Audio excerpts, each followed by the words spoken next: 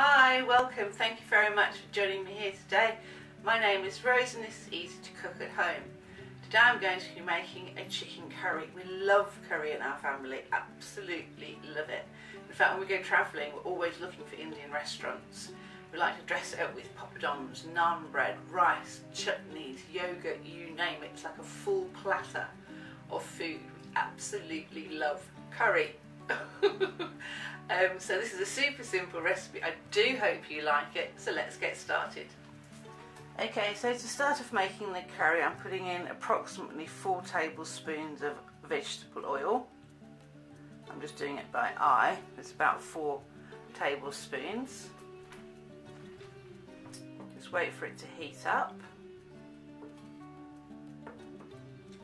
To that I'm adding 1 teaspoon of ground cumin, 1 teaspoon of fennel seed,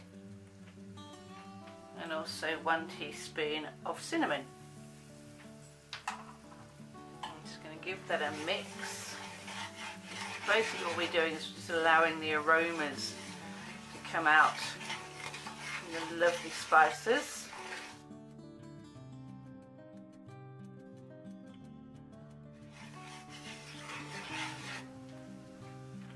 To that I'm adding some grated onion. Now I've got 3 medium-sized onions here and I just grated them. If you make them nice and small like that, you've got lots of lovely flavour and it's good in the actual sauce because you're not getting big chunks. You want a nice smooth consistency sauce at the end. You just add those in.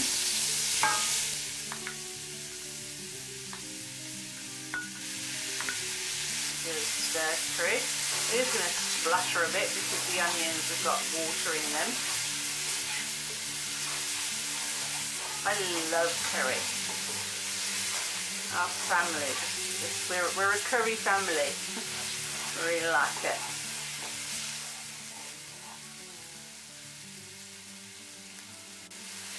You just cook that out so it gets a little bit on the brown side for around about 6 to 7 minutes.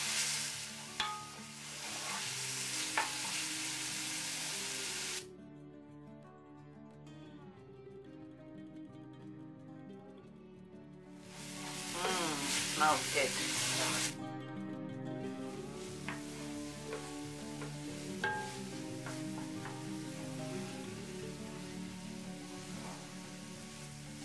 You basically want all of the water to evaporate out the onions. With the onion being grated, it's got a lovely consistency in the actual curry itself. A nice thick consistency.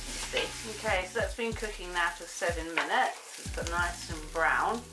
And to that I'm going to add 1 tablespoon of ginger. Now I make my own ginger paste. Basically it's about a thumb of ginger. You can grate the ginger or chop it up nice and fine. And just give that a mix through as well.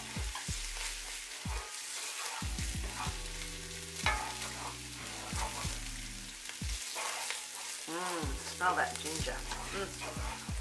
To that I'm adding 6 cloves of crushed garlic. So if you've got a garlic paste, you just need around about 3 teaspoons of the garlic paste. Just mix that in as well. And then just cook that for around about 2 minutes until all the lovely garlic and the ginger has taken a beautiful aromatic flavour. It smells so good.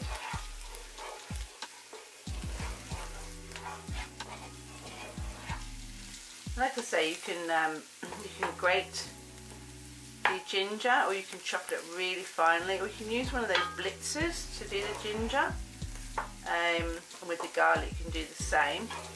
I tend to make up a paste of garlic and also a paste of ginger. And I put them in the fridge, or I freeze the garlic paste as well in the freezer for a longer life. That smells really lovely. Okay, so that's been cooking now for about 2 minutes. Nice and toasty. Okay, now I'm putting in 2 tablespoons of hot Madras curry powder. So you can basically use the kind of curry powder that you like. If you like a little bit milder, then you can use a mild curry powder, but we like it quite hot in our family. So I've got 2 tablespoons of the hot curry powder there. I'm just going to mix that in and let the aromatic spices all come out of the curry powder. Oh, it's starting to smell like curry now. Yummy. I'm going to do this for around about a minute, just to allow all the aromas to come out of the spices. I know that a lot of people in the UK like korma, so basically it's just a really mild curry powder. So you can get that from most of the deli stores and that sort of thing, so or the supermarkets. But you just mix that in and make it nice and aromatic.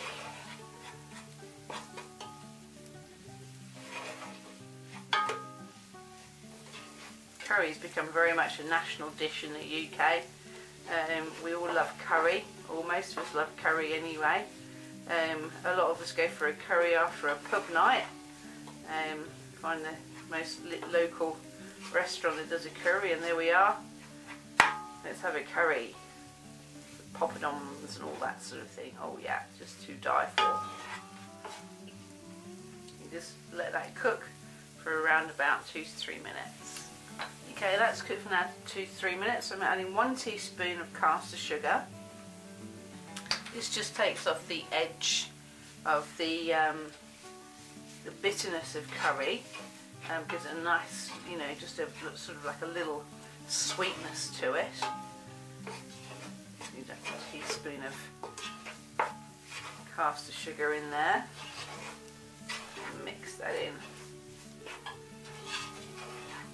And all those lovely aromatic spices in there with the fennel, cinnamon, the curry powder, all cooking through really nicely.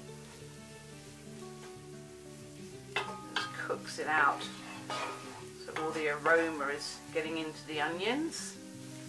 And to that I'm adding some tomatoes. These are chopped tomatoes.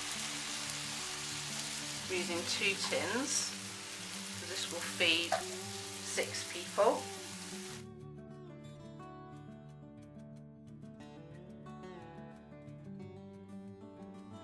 Mix that through.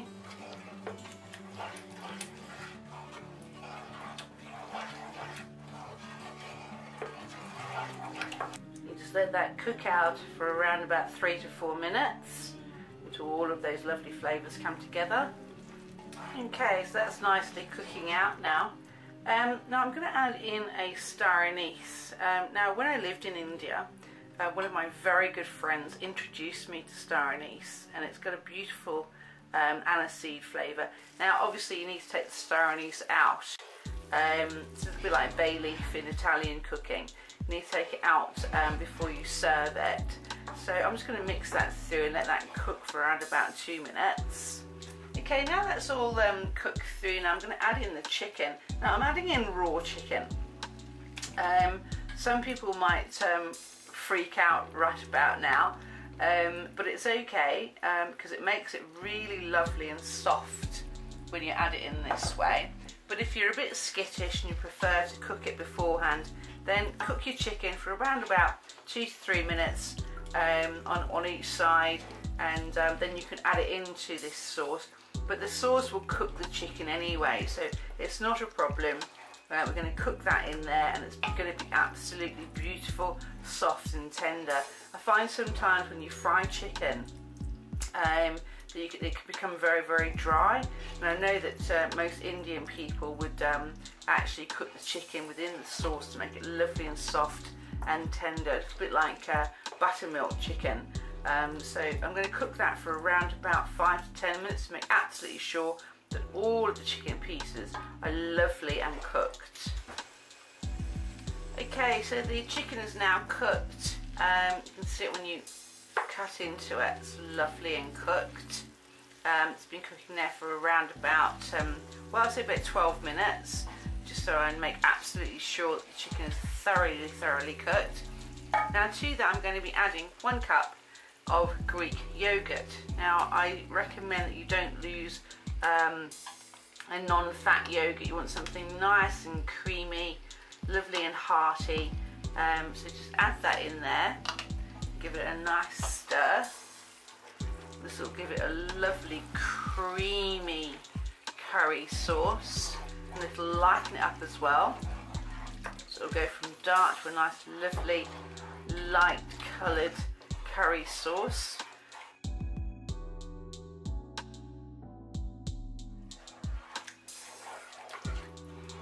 Now that's what I call a curry. Just cook that through.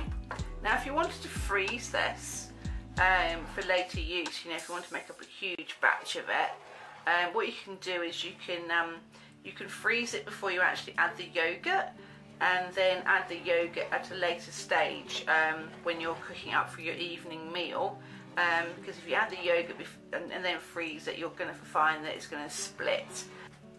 That's now a beautiful curry. It's got a lovely colour to it. Just taste some of this chicken.